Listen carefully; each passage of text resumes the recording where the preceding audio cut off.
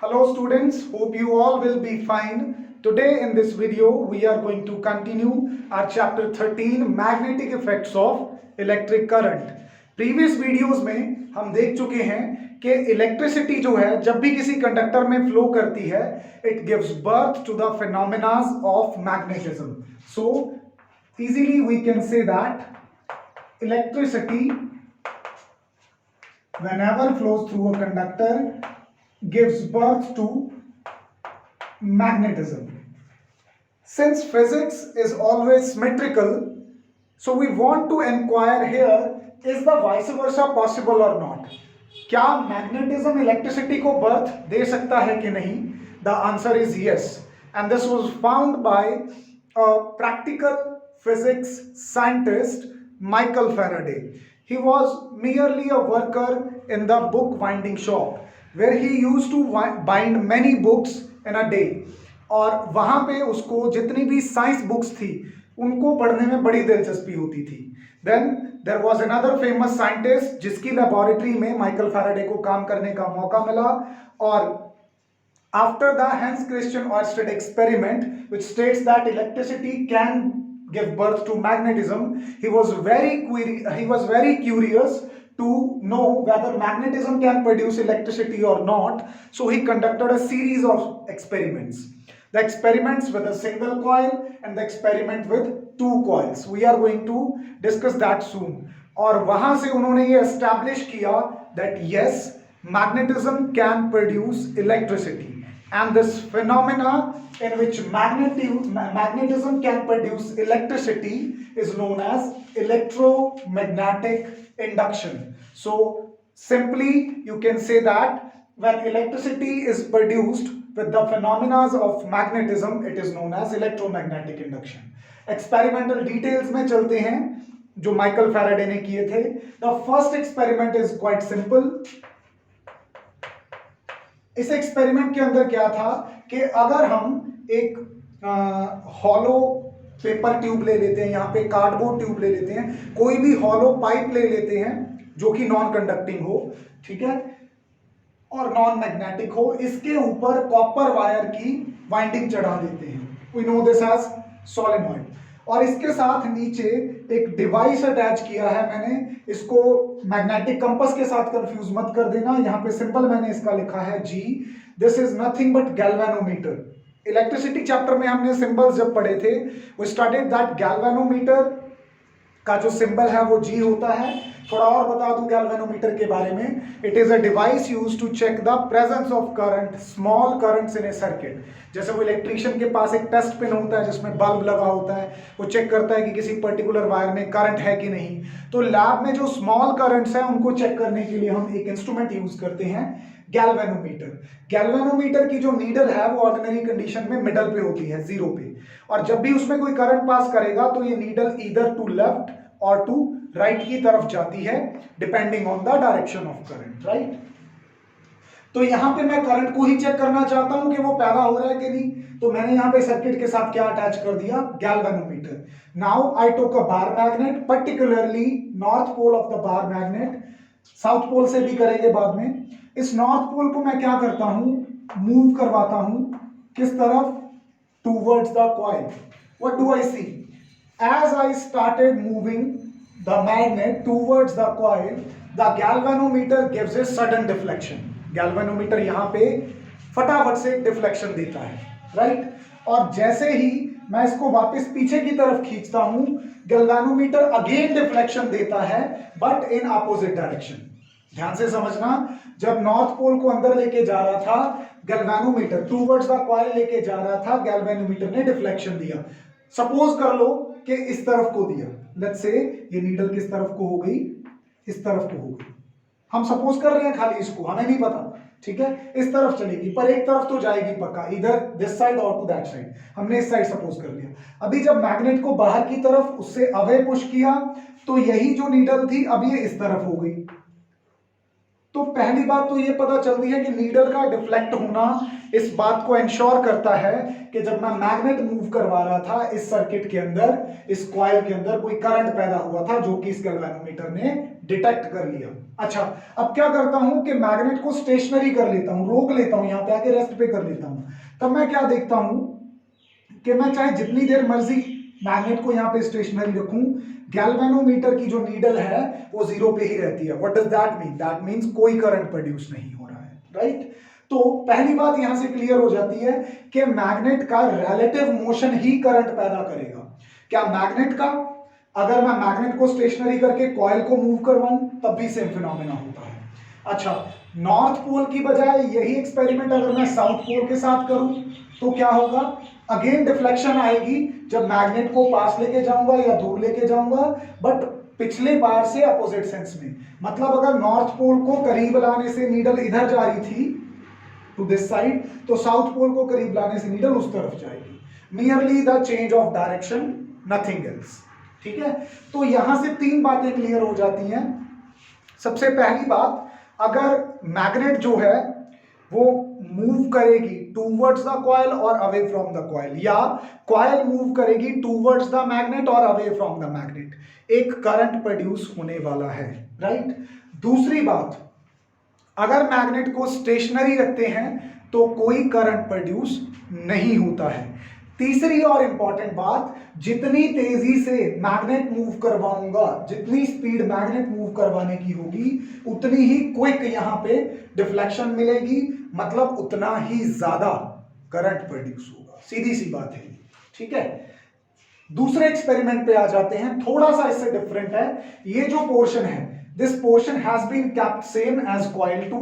यहां पे मैंने उसी सेम कोर पे एक और कॉइल अटैच कर दी, which I am labelling here as coil 1।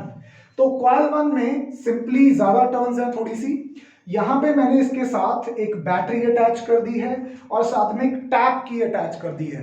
Tap की इज जस्ट लाइक, जैसे आप किसी के घर पे जाते हो तो बाहर से जो डोरबेल बजाते हो, कभी काम करती है वो जब आप उसको टैप करते हो। So that's kind of a tap की, राइट हियर।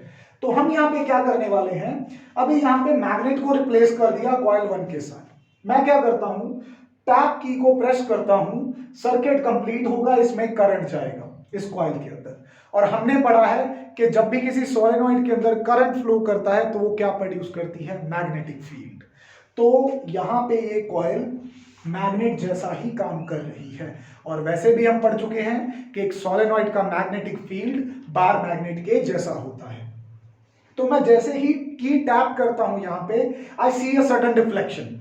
फिर जब मैं टैप करके रखता हूं continuously, I saw no deflection. फिर जब मैं हाथ हटाता हूं, मतलब ये सर्किट खत्म होने वाला होता है, करंट खत्म होने वाला होता है, again I see the deflection but in opposite manner.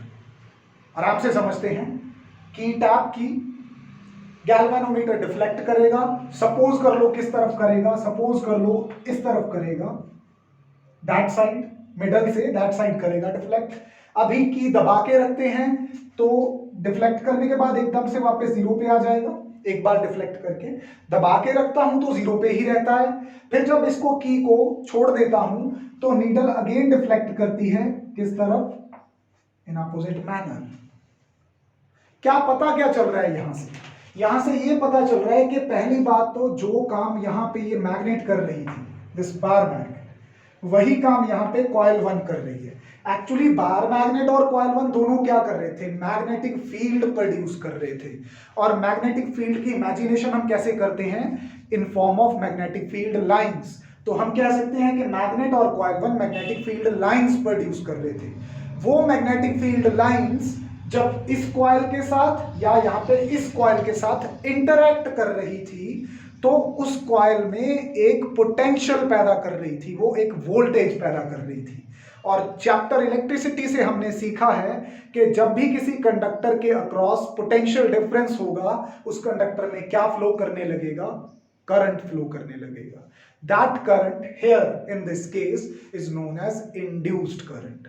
आराम से समझते हैं इसको एक फ्लो के थ्रू। मैग्नेट का रिलेटिव मोशन हुआ या की टैप करने से,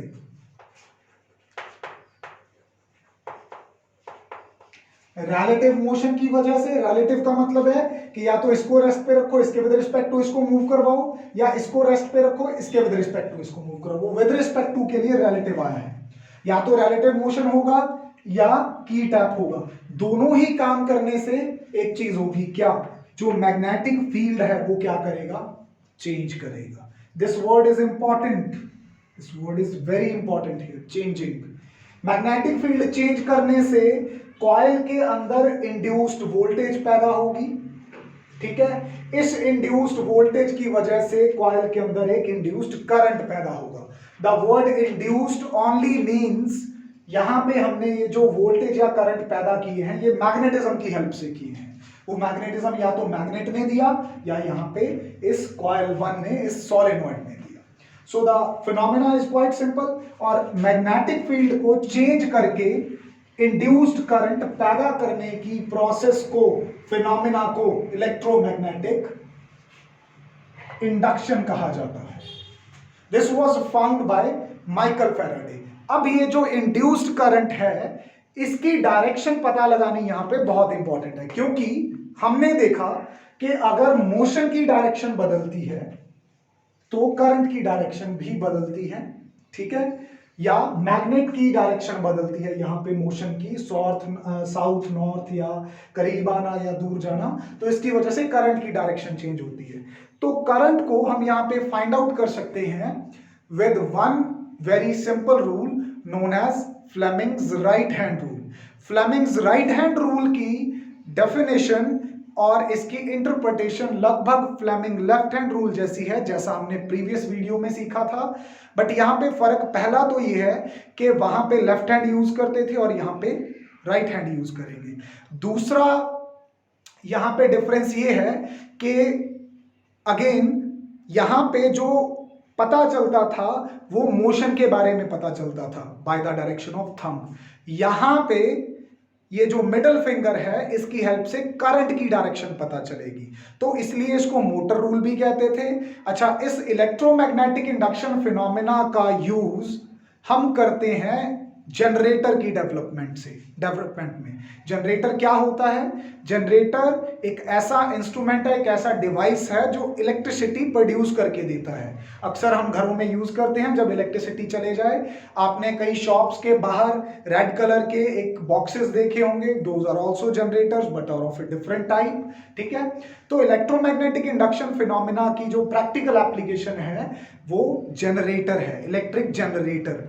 तो इसलिए इसको कई बार डायनमो रूल भी बोल देते हैं। Yes, dynamo is the same thing that we use in hydro electricity power plants और we use in thermal power plants. वहां पे टर्बाइंस होती हैं बड़ी बड़ी जो घूमती हैं और इलेक्ट्रिसिटी जनरेट करती हैं। तो इसको मोटर रूल बोल देते हैं और इसको डायनमो रूल बोल देते हैं। तो ये 2-3 इसमें डिफरेंस है, बाकी सब चीजें सेम है। Stretch your thumb, first finger and middle finger of the right hand such that they are mutually perpendicular to each other.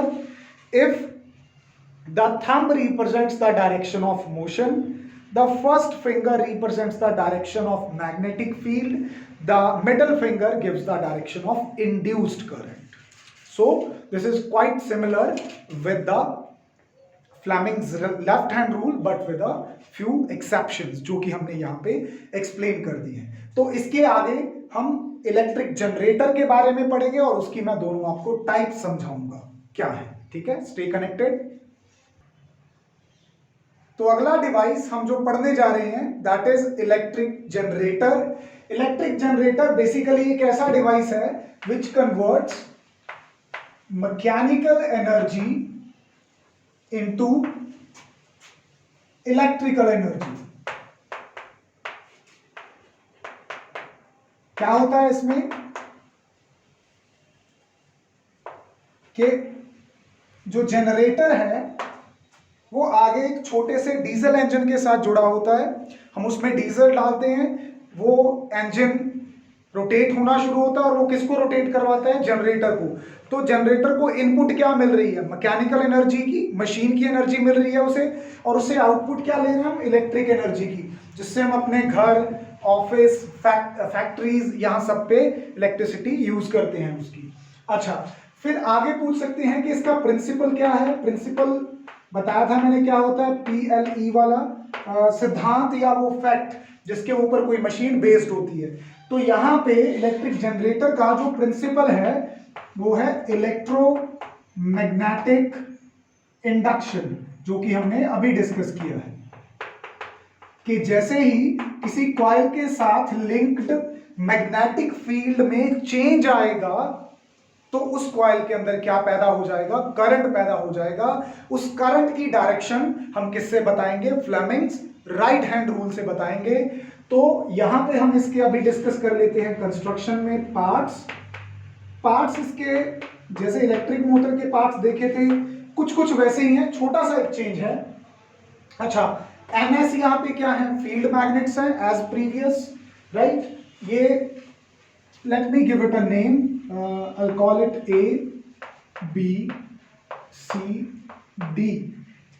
ABCD is an armature coil wound over the soft iron core, ठीक है। यहाँ पे B1, B2 क्या है, carbon brushes हैं, और R1, R2 क्या है, स्लिप रिंग्स हैं। They just slip over the brushes. Brushes जो हैं वो टच करते हैं उसको, right. Just like this, if this is a brush and this is something, तो ये इसके ऊपर क्या करता है, मूव करता है, ठीक है। उसके बाद ये यहाँ पे क्या है, मैंने कोई ना कोई डिवाइस कनेक्ट किया है जनरेटर से। It may be anything, a refrigerator, an air conditioner और the supply of your house, anything, right. यहाँ पे अभी मैंने इस चीज को बहुत क्लैरिटी से समझाने के लिए दो डिफरेंट तरह के कलर्स यूज किए हैं। जो AB आर्म है इस कॉइल की, that I have drawn with yellow, और जो CD आर्म है that I have drawn with orange। तो ये कलर्स दिमाग में रख के अब इसकी वर्किंग को ध्यान से समझेंगे, ठीक है। जो येलो आर्म है वो येलो रिंग के साथ ही कनेक्टेड है, जो ऑरेंज कलर से ड्रॉन है आर्म वो ऑरेंज रिंग के साथ ही कनेक्टेड है। So very simply soon we are going to discuss the working of this electric generator. Right hand rule सबको याद होगा फ्लेमिंग का। चलो, नॉर्थ साउथ मैग्नेट्स रखी हुई हैं, वर्किंग स्टार्ट करते हैं इसकी। बहुत इजी है वर्किंग। डायग्राम्स बेटा यहाँ पे अगर आप एनसीईआरटी के साथ मैच करोगे तो मैंने वो नहीं बनाई है, बिकॉज वहां से वर्किंग की क्लैरिटी उतनी नहीं हो पाती है जितनी इन डायग्राम से हो जाएगी आपको, ठीक है। तो यहां पे हम क्या करने वाले हैं, मैं इस कॉइल को जो कि ऐसे रखी गई है, think my hand as the coil, this side A, this side B, this side C and this side D। तो अब मैं इसको ना ऐसे घुमाने वाला हूं, just like this, look at the motion of my hand. तो जो AB आर्म है वो बाहर को आएगी, जो CD आर्म है वो अंदर को जाने वाली है, रिमेंबर दिस। तो इसलिए मैंने एक्सल की डायरेक्शन पे एरो वैसे ही मार्क किया, जस्ट लाइक दिस। अगर आप नीचे से खड़े होकर देखेंगे तो AB आर्म आउटवर्ड आ रही है, मैग्नेटिक फील्ड इस तरह से जा रहा है। जरा राइट हैंड थंब रूल पे आ जाओ, अप्लाई कर दिया मैंने। Look at the direction of the thumb, it is towards you, means AB side is coming out. और ये वाली finger, direction of magnetic field from north to south. Look at this finger, middle finger, it is going up. मतलब जो current है AB में A से B जाएगा, am I right? अब आ जाओ CD पे, सेम रूल लगाओ। CD आर्म जो है वो अंदर को जा रही है, सो जो हाथ ऐसे था AB के लिए वो ऐसे हो जाएगा, because the thumb must point inwards, आपसे अवे। तो ये फिंगर किधर को है, मेरी नीचे को। अगर नीचे को है तो इसमें करंट कैसे आएगा, C to D। सो यहां से करंट का फ्लो ध्यान से देखो, अगर ये करंट C to D आ रहा है तो ये ऑरेंज लाइन से उतरता हुआ, ये जो ऑरेंज लाइन इस येलो रिंग में से पास कर रही है, इसको बिना टच किए हुए पास कर रही है। Remember this, the orange line has no physical contact with the yellow ring. तो ये आ गई यहां पे। अब B2 ब्रश से बाहर होते हुए, डिवाइस में से फ्लो करते हुए B1 ब्रश से अंदर एंटर करेगी और इस तरह से ये सर्किट क्या होगा, कंप्लीट होगा। Look at the motion of my hand, this is in sync with the motion of the electrons inside the wire, या करंट की, ठीक है, करंट की डायरेक्शन की जैसे दिखा रहा हूं मैं इसको। अच्छा, अभी क्या हो गया, ये जो ABCD था कॉइल, ये रोटेट हो गया, मतलब ऐसे आ गया आपके सामने। AB उस तरफ चली गई, CD घूम के इस तरफ आ गई, मींस दिस। इसको मैं लेबल कर दूं, ये CD आर्म इस तरफ आ चुकी है और जो AB आर्म है वो उस तरफ चली गई। अच्छा, इनिशियली हमने क्या देखा था, ए बी बाहर आ रही थी, सी डी अंदर जा रही थी, तो ए बी में करंट ए से बी था, सी डी में करंट सी से डी था। अभी उसी मैनर में घूमता है ना जनरेटर, तो आपने घूमते हुए देखा होगा, वो तो एक ही मैनर में घूमता रहता है, ऐसे थोड़ी है कि पहले ऐसे हुआ फिर ऐसे हो गया फिर ऐसे हुआ फिर ऐसे हो गया, it goes on in same fashion. तो इसको अगर कॉन्टिन्यूसली घूमना है तो जो सीडी पहले अंदर को जा रही थी, इस केस में किधर को आएगी, बाहर को।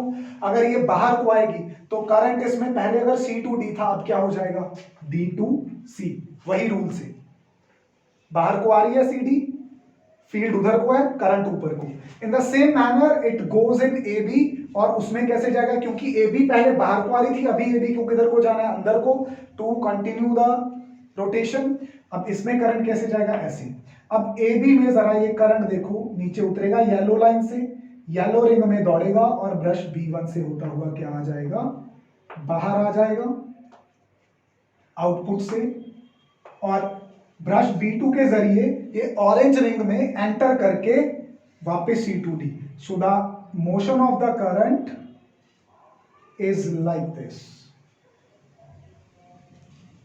Compare these two diagrams, that's your device. एक बार डिवाइस में करंट ऐसे जा रहा है, दूसरी बार डिवाइस में करंट ऐसे जा रहा है, और ये हुआ कब, कब हुआ ये, हाफ रोटेशन के बाद। कब हुआ, हाफ रोटेशन के बाद। उसके बाद फिर से ए बी आर्म इधर आ जाएगी तो यही केस आ गया, उसके बाद फिर आधा घूमेगी तो वो केस चला गया। हर एक 180 डिग्री हाफ रोटेशन के बाद करंट की डायरेक्शन क्या हो रही है, थ्रू द डिवाइस चेंज हो रही है, एक बार ऐसे फिर ऐसे फिर ऐसे फिर ऐसे। तो ऐसा करंट जिसकी direction after every half rotation after a particular interval of time change कर जाए, ऐसे करंट को हम अल्टरनेटिंग करंट कहते हैं। क्या कहते हैं, अल्टरनेटिंग। अल्टरनेटिंग का मतलब होता है कॉन्टिन्यूसली चेंज करते जाना पोलैरिटी अपनी। तो इसीलिए यहां पे इस इलेक्ट्रिक जनरेटर को हम एसी जनरेटर भी बोल देते हैं, right. What is AC, that is alternating current generator, क्योंकि यहां पे करंट की direction through the device after every half rotation क्या हो रही है, चेंज हो रही है। अच्छा, तो ये जो एसी जनरेटर है ये तो करंट की डायरेक्शन को अल्टरनेट करके भेजता है आफ्टर एवरी हाफ रोटेशन। अगर बाय चांस मुझे यहाँ पे करंट की जो आउटपुट है वो एक जैसी चाहिए हो तो क्या होने वाला है, उसके लिए मुझे यहाँ पे छोटा सा चेंज करना पड़ेगा। Let me show you how. तो अगर अभी हमें जनरेटर से जो करंट है वो हमेशा एक ही डायरेक्शन में लेना है, means we are talking about DC here, direct current जो एक ही मैनर में फ्लो करता है, तो वो कैसे करेंगे, जनरेटर के अंदर छोटा सा चेंज करेंगे। You can compare these diagram with the previous diagrams. यहां पे हमने स्लिप रिंग्स लगाई थी पहले, अभी मैं स्लिप रिंग की बजाय एक कंप्लीट रिंग को अगर बीच में से ब्रेक कर दूं, तोड़ दूं, ऐसे दो सी शेप्ड रिंग बन जाती हैं, इनको बोलते हैं स्प्लिट रिंग्स। तो यहां पे मैंने for the easiness of understanding के लिए स्प्लिट रिंग्स को भी कलर्ड ही बनाया है। Means this split ring R1 is connected to AB side and this split ring R2 is connected with the CD side. अभी ध्यान से देखते हैं, इसकी वर्किंग समझते हैं। जैसे पहले AB को बाहर और CD को अंदर भेजा था, सेम मैनर में कंटिन्यू करेंगे। AB बाहर को आएगा, CD अंदर को। तो AB के अंदर फ्लेमिंग लेफ्ट हैंड रूल के जरिए अगर करंट देखा जाए तो वो किधर जाएगा, A to B जाएगा, और फिर B to C जाएगा। देन CD में अगर फिर से रूल लगा के देखें तो C to D जाएगा, और ये रिंग R2 और ब्रश B2 से होता हुआ डिवाइस के अंदर इस तरह से इस मैनर में पास करके वापस ब्रश B1 रिंग R1 से होता हुआ सर्किट को क्या करेगा, कंप्लीट करेगा। Now after half rotation what is going to happen, जो AB साइड है वो उस तरफ शिफ्ट हो जाएगी, जो CD साइड है वो इस तरफ आ जाएगी, लाइक इन दिस डायग्राम। अभी अगर इसके ऊपर रूल लगाएं तो जो CD पहले अंदर को जा रहा था वही CD बाहर को आएगा, जिससे हमें पता चलता है कि इसके अंदर जो करंट है वो D से C और वापस इधर में B to A, और करंट जो है ब्रश B2 से होता हुआ डिवाइस के अंदर उसी मैनर में पास करेगा जिस मैनर से प्रीवियसली पास कर रहा था। So look at the direction of current. After every half rotation, even after every half rotation, the current through the device goes in the same direction. This is kind of current we call DC. इसको क्या बोलते हैं? Direct current बोलते हैं. और ऐसे generator को कौन सा जनरेटर बोलते हैं? DC जनरेटर बोलते हैं. तो यहां पे हमने चेंज क्या किया? We use split rings instead of slip rings, right? And here the brushes are always in contact with the rings so that the current flows in the same manner. और ऐसे करंट को क्या बोलते हैं? DC current बोलते हैं. तो अभी बेटा आपको एसी और डीसी का फर्क भी समझ आ गया होगा जनरेटर के साथ साथ. फटाफट से एक बार मैं लिस्ट कर देता हूं आपके लिए, क्योंकि यहां से इंपॉर्टेंट क्वेश्चंस आते हैं. जनरेटर समझ लिया. अभी एक बार एसी और डीसी देख लें. एसी क्या होता है? Alternating current. अल्टरनेटिंग करंट क्या होता है? जिसकी पोलैरिटी चेंज करती रहे. मतलब अगर कुछ टाइम के लिए इधर से उधर जा रहा है तो उस देर के बाद उधर से इधर आ जाना चाहिए, फिर उधर से इधर. अपने इंडिया में जो अल्टरनेटिंग करंट सप्लाई होता है अपने को घर पे, उसकी जो अल्टरनेटिंग फ्रीक्वेंसी होती है, चेंज होने की फ्रीक्वेंसी होती है, वो 50 हर्ट्ज होती है. 50 हर्ट्ज के मायने यहाँ पे क्या हैं? देखो बेटा, अगर मैं एक अल्टरनेटिंग वेव को ड्रॉ करता हूं तो वो इस तरह से होती है.